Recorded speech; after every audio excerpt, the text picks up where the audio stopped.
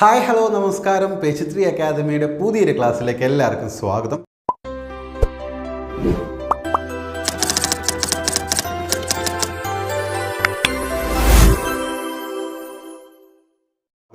നമ്മൾ ഇന്ന് പഠിക്കാനായിട്ട് പോകുന്നത് ICDS സൂപ്പർവൈസറുടെ മുൻകാല ചോദ്യങ്ങൾ എന്ന് പറയുന്ന സീരീസിൽ തന്നെ മുൻകാലങ്ങളിൽ ചോദിച്ച ഒരു ചോദ്യം എടുത്തിട്ടാണ് നമ്മൾ ചെയ്യാനായിട്ട് പോകുന്നത്. ഇത്തവണ എടുത്തിരിക്കുന്നത് ഭരണഘടനയുടെ ഭാഗത്തു നിന്നൊരു ചോദ്യമാണ്. ഓക്കെ, അപ്പോൾ നമുക്ക് നേരെ നമ്മുടെ ക്വസ്റ്റ്യനിലേക്ക് കടക്കാം. ക്വസ്റ്റ്യനിലേക്ക് കടക്കുന്നതിന് മുമ്പ് നമ്മൾ ചെറിയൊരു കാര്യം എപ്പോഴും പറയുന്ന പോലെ തന്നെ നമ്മുടെ ICDS സൂപ്പർവൈസറിലേക്കുള്ള സെക്കൻഡ് ബാച്ച്, രണ്ടാമത്തെ ബാച്ച് നമ്മൾ ആരംഭിച്ച കാര്യം നിങ്ങൾക്ക് അറിയാമല്ലോ അല്ലേ. അതിലേക്കുള്ള അഡ്മിഷൻ ഇപ്പോൾ തുടരുന്നുണ്ട്, ക്ലോസ് ചെയ്തിട്ടില്ല. കുറച്ച് പേര് ചോദിച്ചു ക്ലോസ് ചെയ്തോ എന്ന് ചോദിച്ചുകൊണ്ട് പറയുകയാണ്. നിലവിൽ ക്ലോസ് ചെയ്തിട്ടില്ല. അപ്പോൾ ആർക്കെങ്കിലും അഡ്മിഷൻ എടുക്കാൻ താല്പര്യമുണ്ടെങ്കിൽ ഇന്ന് തന്നെ ചുവടെ കാണുന്ന നമ്പറിൽ വിളിക്കുക, നിങ്ങൾക്ക് അഡ്മിഷൻ എടുക്കാൻ സാധിക്കും. നമ്മൾ ലൈവ് ക്ലാസ് ഉണ്ട്, റെക്കോർഡഡ് ക്ലാസ്സുകളുണ്ട്, കംപ്ലീറ്റ് ആയിട്ടുള്ള പരീക്ഷയായിട്ട് നീണ്ടു നിൽക്കുന്ന കോഴ്സാണ്. അപ്പോൾ എത്രയും പെട്ടെന്ന് ജോയിൻ ചെയ്യാൻ താല്പര്യമുള്ളവർ ഇന്ന് തന്നെ വിളിക്കുക. അതുപോലെ തന്നെ നമ്മുടെ ചാനൽ ഇതുവരെ സബ്സ്ക്രൈബ് ചെയ്തിട്ടില്ലെങ്കിൽ ഒന്ന് സബ്സ്ക്രൈബ് ചെയ്യുക. ഒപ്പം നിങ്ങൾക്ക് സൗജന്യമായിട്ടുള്ള ഏതാണ് ICDSമാരുടെ കാര്യങ്ങൾ, ICDS സൂപ്പർവൈസർ പരീക്ഷയുമായി ബന്ധപ്പെട്ടുള്ള ഫാക്റ്റുകളും കാര്യങ്ങളൊക്കെ അറിയാൻ വേണ്ടിയിട്ട്, അപ്ഡേറ്റ്സ് അറിയാൻ വേണ്ടിയിട്ട് നമ്മളൊരു സൗജന്യ വാട്സപ്പ് ഗ്രൂപ്പ് ഉണ്ടാക്കിയിട്ടുണ്ട്. അതിൻ്റെ ലിങ്ക് നമ്മൾ കമൻറ്റ് ബോക്സിൽ കൊടുക്കാം, ജോയിൻ ചെയ്തോളൂ. നമുക്ക് നേരെ നമ്മുടെ ക്ലാസ്സിലേക്ക് കിടക്കാം. ICDS മുൻകാല ചോദ്യങ്ങളിൽ നമുക്ക് വന്നിട്ടുള്ളൊരു ചോദ്യം നോക്കുക. ഈ ചോദ്യം താഴെ പറയുന്നതിൽ മൗലികാവകാശങ്ങളിൽ ഉൾപ്പെടാത്തത് ഏതാണ്? താഴെ പറയുന്നതിൽ മൗലികാവകാശങ്ങളിൽ ഉൾപ്പെടാത്തത് ഏതാണ് എന്നാണ് ചോദിച്ചിട്ടുള്ളത്. മതസ്വാതന്ത്ര്യത്തിനുള്ള അവകാശം, ഭരണഘടനാ പരിഹാരങ്ങൾക്കായുള്ള അവകാശം, ചൂഷണങ്ങൾക്കെതിരായുള്ള അവകാശം, സ്വത്തവകാശം. So ICDS supervisor 10th level കണ്ടോ, 2021 314 2019 നമ്മൾ സെയിം ആ ക്വസ്റ്റ്യൻ പേപ്പറിൽ തന്നെയാണ് നമ്മൾ ക്വസ്റ്റ്യൻസ് എടുത്ത് വർക്കൗട്ട് ചെയ്യുന്നത്. ഇത് ഭരണഘടനയുടെ ഭാഗത്തു നിന്ന് മൗലിക അവകാശങ്ങൾ എന്ന് പറയുന്ന ആ ഒരു ടോപ്പിക്കിൽ നിന്ന് വന്നിട്ടുള്ളതാണ്. നോക്കുക, ഇതിൽ പറയുന്നത് എന്താണ്? താഴെ പറയുന്നതിൽ മൗലിക അവകാശങ്ങളിൽ ഉൾപ്പെടാത്തതാണ് ചോദിച്ചിട്ടുള്ളത്. അപ്പോൾ നമുക്ക് ഉൾപ്പെടുന്നത് ഏതൊക്കെയാണെന്ന് അറിയണം അല്ലേ. നമുക്ക് ഇവിടെ 4 ഓപ്ഷൻ തന്നിട്ടുണ്ട്. നമുക്ക് നിലവിലെ 6 തരത്തിലുള്ള മൗലിക അവകാശങ്ങൾ ഉണ്ടെന്ന് നിങ്ങൾക്കറിയാലോ. അതറിയുന്നവർക്ക് എളുപ്പം ഇത് കിട്ടും. നോക്കൂ, മതസ്വാതന്ത്ര്യത്തിനുള്ള അവകാശം, ഭരണഘടനാ പരിഹാരങ്ങൾക്കായുള്ള അവകാശം, ചൂഷണങ്ങൾക്കെതിരായുള്ള അവകാശം, സ്വത്തവകാശം. സ്വത്തവകാശം എന്ന് പറയുന്ന ഒരു മൗലിക അവകാശമാണോ എന്ന് ചോദിച്ചാൽ നിലവിൽ അത് മൗലിക അവകാശമല്ല, മറിച്ച് എന്താണ്? അതൊരു നിയമാവകാശമാണ്. സ്വത്തവകാശം എന്ന് പറയുന്നത് നിയമാവകാശമാണ്. അതുകൊണ്ട് തന്നെ അത് ഏതിൽ ഉൾപ്പെടില്ല? മൗലിക അവകാശങ്ങളുടെ കൂട്ടത്തിൽ പെടില്ല. അപ്പോൾ നമുക്കിതിൽ ഉൾപ്പെടാത്തത് ഏതാണ്? അത് D ആണ്, സ്വത്തവകാശമാണ്. അപ്പോൾ ഈ ഒരു കാര്യം ഓർത്ത് വയ്ക്കുക. സ്വത്തവകാശം എന്ന് പറയുന്നത് നമ്മുടെ നിലവിൽ മൗലിക അവകാശമല്ല. എന്നാൽ ഇത് മൗലിക അവകാശമായിരുന്നോ എന്ന് ചോദിച്ചാൽ ആയിരുന്നു. എന്നാൽ നിലവിൽ അത് മൗലിക അവകാശമല്ല, നിയമാവകാശമാണ്. അപ്പോൾ നമുക്ക് നിലവിൽ എത്ര തരത്തിലുള്ള മൗലിക അവകാശങ്ങളേ ഉള്ളൂ? 6 തരത്തിലുള്ള മൗലിക അവകാശങ്ങളേ ഉള്ളൂ. ഓക്കെ, അതായത് നമ്മൾ കൃത്യമായിട്ട് ഓരോ ആർട്ടിക്കിൾ തരിച്ച് പഠിക്കുമ്പോൾ നമ്മുടെ മൗലിക അവകാശങ്ങളെക്കുറിച്ച് പ്രതിപാദിക്കുന്ന ആർട്ടിക്കിൾ ഏത് എന്ന് ചോദിച്ചാൽ 12 മുതൽ 35 വരെ എന്ന് പറയാം. അതിൽ 6 തരത്തിലുള്ള മൗലിക അവകാശങ്ങളെക്കുറിച്ച് എടുത്ത് പറയുന്നുണ്ട്. ആ മൗലിക അവകാശങ്ങളെക്കുറിച്ചും അതിനകത്ത് അതിൻ്റെ ഓരോരോ സബ്ബായിട്ട് വരുന്നുണ്ട്. നമ്മൾ കൂടുതൽ ഡീപ്പായിട്ട് പോകുന്നില്ല.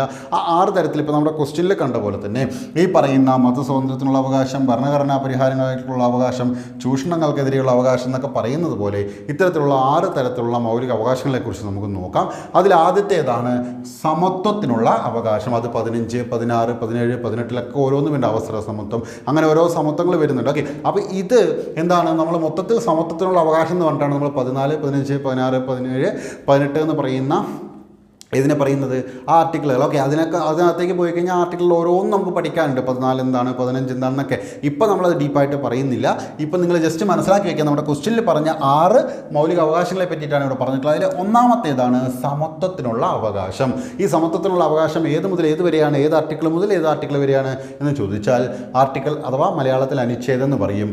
അനുച്ഛേദം 14 മുതൽ 18 വരെ എന്തിനെ പറ്റിയാണ് പ്രതിപാദിക്കുന്നത്? സമത്വത്തിനുള്ള അവകാശത്തെ പറ്റിയിട്ടാണ്. സമത്വത്തിനുള്ള അവകാശത്തെ പറ്റിയിട്ടാണ് പ്രതിപാദിക്കുന്നത്. അപ്പോൾ ആദ്യത്തെ മൗലിക അവകാശം ഏതാണ്? സമത്വത്തിനുള്ള അവകാശം. ഇനി രണ്ടാമത്തെ മൗലിക അവകാശമാണ് സ്വാതന്ത്ര്യത്തിനുള്ള അവകാശം. ഓക്കെ, സ്വാതന്ത്ര്യത്തിനുള്ള അവകാശമുണ്ട്. ഇന്ത്യയിൽ എവിടെയും നമുക്ക് താമസിക്കാനുള്ള അവകാശം. അതൊക്കെ ഇതിലാണ് വരുന്നത്. ഈ പറയുന്ന സ്വാതന്ത്ര്യത്തിനുള്ള അവകാശം അതിനകത്ത് വരുന്നതാണ്. ഓക്കെ, അത് 19 തൊട്ട് 22 വരെ പറയുന്ന ആർട്ടിക്കിളുകൾ എന്തിനെ പറ്റിയിട്ടാണ് പറയുന്നത്? സ്വാതന്ത്ര്യത്തിനുള്ള അവകാശമാണ്. ഓക്കെ, അപ്പോൾ സമാധാനപരമായിട്ട് സമ്മേളിക്കാനുള്ള അവകാശം, ഇതൊക്കെ നമുക്ക് വരുന്നത് ഏതിലാണെന്ന് വെച്ചാൽ ഈ സ്വാതന്ത്ര്യത്തിനുള്ള അവകാശത്തിലാണ് വരുന്നത്. അതിനുള്ള സ്വാതന്ത്ര്യം തരുന്നുണ്ട് നമുക്ക്, മൗലിക അവകാശമാണത്. ഓക്കെ, അപ്പോൾ സ്വാതന്ത്ര്യത്തിനുള്ള അവകാശം വരുന്നത് 19 മുതൽ 22 വരെയും സമത്വത്തിനുള്ള അവകാശം വരുന്നത് 14 മുതൽ 18 വരെയും ആർട്ടിക്കിളുകളിലാണ്. ഓക്കെ, ഇതൊക്കെ ഡീപ്പായിട്ട് പഠിക്കാനുണ്ട്. ഇതിനകത്തുള്ള ആ ഓരോ ആർട്ടിക്കിളുകൾ നമുക്ക് പഠിക്കാനുണ്ട്. ഇനി മൂന്നാമതാണ് ചൂഷണത്തിനെതിരായ അവകാശം എന്ന് പറയുന്നത്. ചൂഷണത്തിനെതിരായ അവകാശം അത് 2 എണ്ണമാണ്, 23ഉം 24ഉം നമുക്ക് വരുന്നുണ്ട്. ഓക്കെ. അപ്പോൾ ഈ ബാലവേലയൊക്കെ പ്രതിപാദിക്കുന്ന ഇതിനെ പറ്റിയിട്ടാണെന്ന് ചോദിച്ചു കഴിഞ്ഞാൽ ഈ പറഞ്ഞ മനുഷ്യ കച്ചവടം, ബാലവേല, ഇതൊക്കെ വരുന്നത് നമുക്ക് ഈ ചൂഷണത്തിനെതിരായ അവകാശം എന്ന് പറയുന്ന ആ ഒരു മൗലിക അവകാശത്തിലാണ് അതിനെതിരെ വരുന്നത്. ഓക്കെ, ബാലവേലയ്ക്കെതിരെയൊക്കെ വരുന്നത് ഇതിനകത്താണ്. ഓക്കെ, അപ്പോൾ ചൂഷണത്തിനെതിരായിട്ടുള്ള അവകാശം 23ഉം 24ഉമാണ് ആർട്ടിക്കിളുകൾ. ഇനി അതുപോലെ തന്നെ മതസ്വാതന്ത്ര്യത്തിനുള്ള അവകാശം തരുന്നുണ്ട്. ഓക്കെ, അതായത് ഏത് മതത്തിൽ നിങ്ങൾക്ക് വിശ്വസിക്കാനുള്ള അവകാശമുണ്ട്. ഓക്കെ, മതസ്വാതന്ത്ര്യത്തിനുള്ള അവകാശമുണ്ട്. മതസ്വാതന്ത്ര്യത്തിനുള്ള അവകാശം എന്ന് പറയുന്നത് 25 മുതൽ 28 വരെയുള്ള ആർട്ടിക്കിളുകളാണ്. എന്തിനെ പറ്റി പരാമർശിക്കുന്നത്? മതസ്വാതന്ത്ര്യത്തെക്കുറിച്ച് പരാമർശിക്കുന്ന ആർട്ടിക്കിൾ. മതസ്വാതന്ത്ര്യവുമായി ബന്ധപ്പെട്ട് കിടക്കുന്ന ആർട്ടിക്കിളുകൾ അല്ലെങ്കിൽ അനുച്ഛേദം ഏതെന്നാന്ന് ചോദിച്ചാൽ 25 മുതൽ 28 വരെയാണ്. അതിൽ 25 എന്താണ്, 26 ഏതാണ്, 27 ഏതാണെന്നൊക്കെ നമുക്ക് കൃത്യമായിട്ട് പഠിക്കാനുണ്ട്. ഓക്കെ, അതുകൂടി ഇവിടെ നിന്ന് ഞാൻ ജസ്റ്റ് പറഞ്ഞു എന്നേ ഉള്ളൂ. അടുത്തത് സാംസ്കാരികവും വിദ്യാഭ്യാസപരവുമായിട്ടുള്ള അവകാശം. സാംസ്കാരികവും വിദ്യാഭ്യാസപരമായിട്ടുള്ള അവകാശങ്ങളാണ്. അത് 29, 30 എന്ന് പറയുന്ന ആർട്ടിക്കിളുകളിൽ പരാമർശിക്കുന്നത് സാംസ്കാരികവും വിദ്യാഭ്യാസപരവുമായുള്ള അവകാശമാണ്. ഓക്കെ, ഇനി അടുത്തതാണ് 6ാമത്തെ ഭരണഘടനാപരമായ പ്രതിവിധിക്കുള്ള അവകാശം. ഓക്കെ, ഈ റിട്ടുകളൊക്കെ പുറപ്പെടുവിക്കുന്ന ഈ ഒരു ഇത് പ്രകാരമാണ് ഭരണഘടനാപരമായ പ്രതിവിധിക്കുള്ള അവകാശം. 32ആണ്, ആർട്ടിക്കിൾ 32ലാണ് അതിനെപ്പറ്റി പറയുന്നത്. ഓക്കെ, അപ്പോൾ നമ്മളിവിടെ 6 മൗലിക അവകാശങ്ങളെ പറ്റിയിട്ട് നമ്മൾ നോക്കി. ഈ മൗലിക അവകാശങ്ങളിലൊന്ന് സമത്വത്തിനുള്ള അവകാശം, സ്വാതന്ത്ര്യത്തിനുള്ള അവകാശം, ചൂഷണത്തിനെതിരായ അവകാശം, മതസ്വാതന്ത്ര്യത്തിനുള്ള അവകാശം, സാംസ്കാരികവും വിദ്യാഭ്യാസപരവുമായ അവകാശം, ഭരണഘടനാപരമായ പ്രതിവിധിക്കുള്ള അവകാശം. ഇത്രയും കാര്യങ്ങൾ ക്ലിയർ അല്ലേ? മനസ്സിലായല്ലോ? കാര്യങ്ങൾ പിടിയിട്ടില്ലേ? ജസ്റ്റ് നമ്മൾ ഈ ക്വസ്റ്റ്യനുമായി റിലേറ്റ് ചെയ്തിട്ട് നമ്മൾ ഈ പറഞ്ഞ മതസ്വാതന്ത്ര്യത്തിനുള്ള അവകാശം നമ്മളവിടെ പറഞ്ഞു അല്ലേ? ഓക്കെ, അതുപോലെ തന്നെ ഭരണഘടനാപരമായ അവകാശങ്ങൾ പറഞ്ഞു 32 വരുന്നത്. അതുപോലെ ചൂഷണത്തിനെതിരായിട്ടുള്ളത് നമ്മൾ പറഞ്ഞു 23, 24 ആർട്ടിക്കിൾ വരുന്നുണ്ട്. സ്വത്തവകാശം പറഞ്ഞില്ല, ആ സ്വത്തവകാശത്തെക്കുറിച്ച് ഞാൻ പറഞ്ഞുതരാം. അപ്പോൾ നിലവിൽ ഈ 6 ഓർത്ത് വയ്ക്കുക. ഓക്കെ, 6 മൗലിക അവകാശങ്ങളാണ് നിലവിലുള്ളത് എന്ന കാര്യം ഓർത്ത് വയ്ക്കുക. അത് നമ്മളിവിടെ പറയുന്നുണ്ട്. ഭരണഘടന നിലവിൽ വരുമ്പോൾ മൗലിക അവകാശങ്ങളുടെ എണ്ണം എന്ന് പറയുന്നത് 7 എണ്ണമായിരുന്നു. ഭരണഘടന നിലവിൽ വരുന്ന സമയത്ത് എത്ര മൗലിക അവകാശങ്ങളുണ്ടായിരുന്നു? 7 മൗലിക അവകാശങ്ങളുണ്ടായിരുന്നു. ഏതടക്കം? സ്വത്തവകാശം അടക്കം. എന്നാൽ നിലവിൽ എത്ര മൗലിക അവകാശങ്ങളുണ്ട് എന്ന് ചോദിച്ചാൽ 6 മൗലിക അവകാശങ്ങളേ ഉള്ളൂ. ഏത് കുറഞ്ഞു? ഒരെണ്ണം കുറഞ്ഞു. ഓക്കെ, ഒരെണ്ണം കുറഞ്ഞു. അപ്പോൾ ഇപ്പോൾ എത്ര മൗലിക അവകാശങ്ങളല്ലേ? 6 എണ്ണേ ഉള്ളൂ. ഈ ആദ്യം തന്ന ക്വസ്റ്റ്യനിൽ 6 മൗലിക അവകാശമാണ് എപ്പോൾ? അന്ന് ഭരണഘടന നിലവിൽ വരുമ്പോൾ. അത് 4ഉം ഭരണഘടന എന്താണ് ഈ പറയുന്ന മൗലിക അവകാശങ്ങളിൽ പെട്ടതാണ്. എന്നാൽ നിലവിൽ സ്വത്തവകാശം എന്തല്ല? ഒരു മൗലിക അവകാശമല്ല, അതൊരു നിയമാവകാശമാണ്.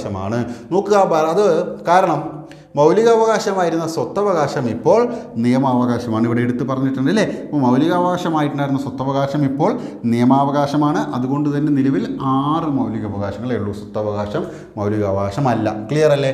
ഇനി ഭരണഘടനയിൽ ഈ മൗലികാവകാശങ്ങളെക്കുറിച്ച് ഉൾപ്പെടുത്തിയിരിക്കുന്ന ഭാഗമാണ് ഭാഗം 3. ഓക്കെ, ഭാഗം 3ലാണ് മൗലിക അവകാശങ്ങളെ ഉൾപ്പെടുത്തിയിരിക്കുന്ന ഭാഗം. ഓക്കെ, അപ്പോൾ ഭരണഘടന നമുക്ക് പഠിക്കുന്ന സമയത്ത് ഭാഗങ്ങൾ പഠിക്കാനുണ്ട്, ആർട്ടിക്കിളുകൾ പഠിക്കാനുണ്ട്, ഇതൊക്കെ നമുക്ക് പഠിക്കാനുണ്ട്. ഓക്കെ, ഒരു പാർട്ടുകളൊക്കെ ഉണ്ട് നമുക്ക് പഠിക്കാനുണ്ട്. അപ്പോൾ ഭരണഘടനയിൽ മൗലിക അവകാശങ്ങൾ ഉൾപ്പെടുത്തിയിരിക്കുന്ന ഭാഗം 3. ഓക്കെ, ഭാഗം 3ആണ്. ഇനി ഭരണഘടനയിൽ മൗലിക അവകാശങ്ങളെക്കുറിച്ച് പ്രതിപാദിക്കുന്ന അനുച്ഛേദങ്ങൾ നോക്കുകയാണെങ്കിൽ നമ്മൾ നേരത്തെ പറഞ്ഞു 12 മുതൽ 35 വരെ എന്തിനെ പറ്റിയിട്ടാണ് പറയുന്നത്? ഈ പറയുന്ന മൗലിക അവകാശങ്ങളെക്കുറിച്ചിട്ടാണ് പറയുന്നത്. അതിൽ 6 തരത്തിലുള്ള മൗലിക അവകാശങ്ങളെക്കുറിച്ച് നമ്മൾ പറഞ്ഞു. ആ മൗലിക അവകാശങ്ങളുമായി ബന്ധപ്പെട്ടിട്ടുള്ള കുറച്ച് ആർട്ടിക്കിളുകളുണ്ട്, അത് നമ്മൾ പറഞ്ഞു. ടോട്ടൽ മൗലിക അവകാശങ്ങളെക്കുറിച്ച് പ്രതിപാദിക്കുന്ന ആർട്ടിക്കിൾ ചോദിക്കുകയാണെങ്കിൽ 12 മുതൽ 35 വരെയാണ്. അതിൽ 12ൽ കുറച്ച് കാര്യങ്ങൾ പഠിക്കാണ്ട്, 13ൽ പഠിക്കാണ്ട്, പിന്നെ 14 to 18 നമ്മൾ നോക്കിയില്ലേ? അങ്ങനെ കുറേ കാര്യങ്ങളുണ്ട്. ക്ലിയർ? അപ്പോൾ നിങ്ങൾ ജസ്റ്റ് മനസ്സിലാക്കി വെക്കുക, മൗലികാവകാശങ്ങളുമായി ബന്ധപ്പെട്ട് കിടക്കുന്ന ഭാഗം അല്ലേ, മൗലികാവകാശങ്ങൾ ഉൾപ്പെടുത്തിയിരിക്കുന്ന ഭാഗം ചോദിക്കുകയാണെങ്കിൽ ഭാഗം 3ഉം മൗലികാവകാശങ്ങളെക്കുറിച്ച് പ്രതിപാദിക്കുന്ന അനുച്ഛേദങ്ങൾ 12 മുതൽ 35 വരെയും 12 മുതൽ 35 വരെയുമാണ് എന്ന കാര്യം എന്ത് ചെയ്യുക? ഒന്ന് ഓർത്തു വയ്ക്കുക.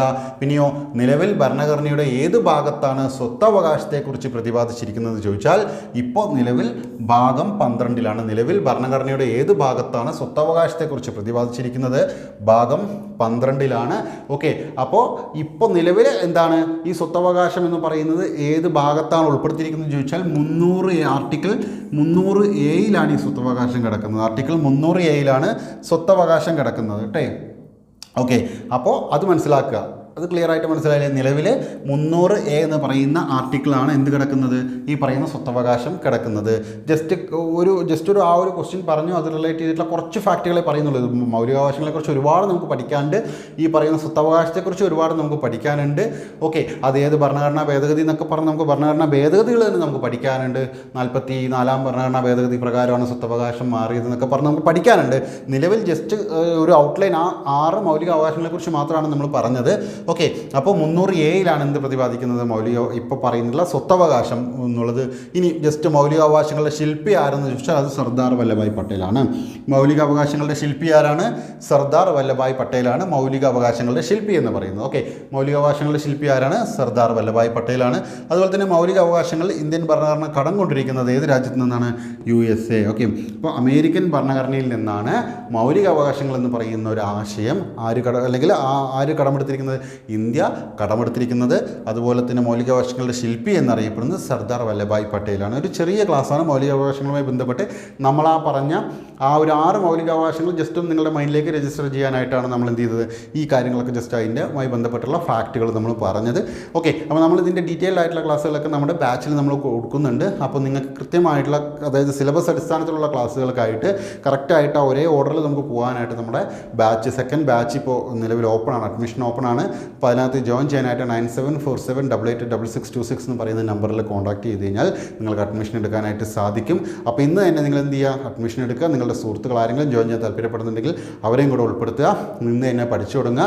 വളരെ നല്ലൊരു സാലറി കിട്ടുന്ന ഒരു പരീക്ഷയാണ് ഈ ICDS സൂപ്പർവൈസർ. ഏകദേശം സ്റ്റാർട്ടിംഗ് സാലറി തന്നെ നിങ്ങൾക്ക് പറഞ്ഞ നോട്ടിഫിക്കേഷൻ നോക്കിക്കഴിഞ്ഞാൽ മനസ്സിലാവും 37,000 രൂപ മുതൽ 37,000 രൂപ മുതലാണ്, അതിന് മുകളിലാണ് നിങ്ങൾക്ക് സാലറി വരുന്നത്, സ്റ്റാർട്ടിംഗ് സാലറി എന്ന് പറയുന്നത്. ഓക്കെ, അപ്പോൾ അതുകൊണ്ട് തന്നെ വളരെ നല്ലൊരു ജോലിയാണ്. ആത്മാർത്ഥമായിട്ട് പഠിച്ചു കഴിഞ്ഞാൽ അത് നേടിയെടുക്കാൻ സാധിക്കും. നിങ്ങൾക്ക് കഴിഞ്ഞ വർഷത്തെ അല്ലെങ്കിൽ കഴിഞ്ഞ 2021 കഴിഞ്ഞ ഒരു ക്വസ്റ്റ്യൻ പേപ്പർ എടുത്ത് നോക്കിക്കഴിഞ്ഞാൽ മനസ്സിലാകും നമുക്ക് എളുപ്പത്തിൽ അത് ക്രാക്ക് ചെയ്യാൻ പറ്റുന്നൊരു പരീക്ഷയാണ് എന്നുള്ളത്. ഓക്കെ, അപ്പോൾ പഠിക്കേണ്ട വേണ്ട കാര്യങ്ങൾ മാത്രം ഉൾപ്പെടുത്തി നിങ്ങളെ ഒരുപാട് കോംപ്ലിക്കേഷനിലേക്ക് കൊണ്ടുപോകുന്ന ചോദ്യങ്ങളൊന്നുമില്ല.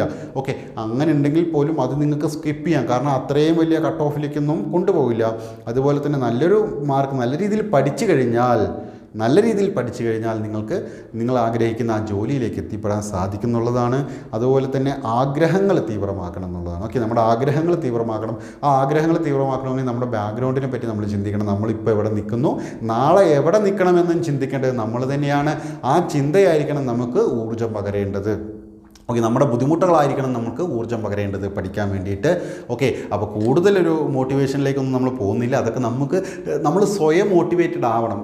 ഒരു മോട്ടിവേഷൻ വീഡിയോ കണ്ടു, അത് കണ്ട് ഒരു ദിവസം ഇരുന്ന് പഠിച്ചു, പിറ്റേ ദിവസം ആ വീഡിയോയുടെ എഫക്റ്റ് കഴിയുമ്പോൾ, അതായത് ഒരു മരുന്ന് കഴിച്ചു, ആ മരുന്നിൻ്റെ എഫക്റ്റ് കഴിയുമ്പോൾ കഴിഞ്ഞില്ല. അതുപോലെ ഈ ഒരു എഫക്റ്റ് കഴിയുമ്പോൾ അത് വീണ്ടും ഡൗൺ ആവും. അല്ലാതെ നമ്മൾ സെൽഫ് മോട്ടിവേറ്റ് ആവുകയാണെന്നുണ്ടെങ്കിൽ, നമ്മൾ സ്വയം പഠിക്കാൻ തയ്യാറാവുകയാണെങ്കിൽ തീർച്ചയായിട്ടും നമ്മുടെ ബുദ്ധിമുട്ടുകൾ, നമ്മൾ കടന്നു വന്ന ആ ഒരു വഴി ആലോചിക്കുമ്പോൾ തീർച്ചയായിട്ടും നമുക്ക് ഈ പരീക്ഷയിൽ പഠിക്കാനുള്ളൊരു ഊർജ്ജം നമ്മുടെ ഭൂതകാലം നമുക്ക് തരും, ഉറപ്പായിരിക്കും. അപ്പോൾ അതുകൊണ്ട് തന്നെ നല്ല രീതിയിൽ പഠിച്ച് എന്താണെന്ന് വെച്ചാൽ ഇതൊരു യോഗ്യതാ പരീക്ഷയല്ല. നിങ്ങൾ എത്ര മാർക്ക് കൂടുതൽ വാങ്ങുന്നോ അവിടെയാണ് നിങ്ങളുടെ ജോലി സാധ്യതയുള്ളത്. അപ്പോൾ മാക്സിമം സ്കോർ ചെയ്യാൻ വേണ്ടിയിട്ട് എങ്ങനെയൊക്കെ പഠിക്കാൻ പറ്റുമോ, എല്ലാവർക്കും 24 മണിക്കൂറേ ഉള്ളൂ. ആ ചിന്തയിൽ നമുക്ക് ലഭിക്കുന്ന ആ 24 മണിക്കൂർ നമ്മളെങ്ങനെ ഉപയോഗിക്കുന്നോ അതനുസരിച്ചായിരിക്കും നമ്മളുടെ വിജയം എന്ന് പറയുന്നത്. എല്ലാവർക്കും പഠിച്ച് നല്ല രീതിയിൽ ആത്മാർത്ഥമായിട്ട് പഠിക്കുന്ന എല്ലാവർക്കും ജോലിയിൽ കയറാനായിട്ട് സാധിക്കട്ടെ എന്ന് ആശംസിച്ചിട്ട് നമ്മൾ എന്തായാലും നിർത്തുകയാണ്. നമ്മൾ അടുത്ത ക്ലാസ്സിൽ മറ്റൊരു ടോപ്പിക് എന്തായാലും എടുക്കാം. Thank you.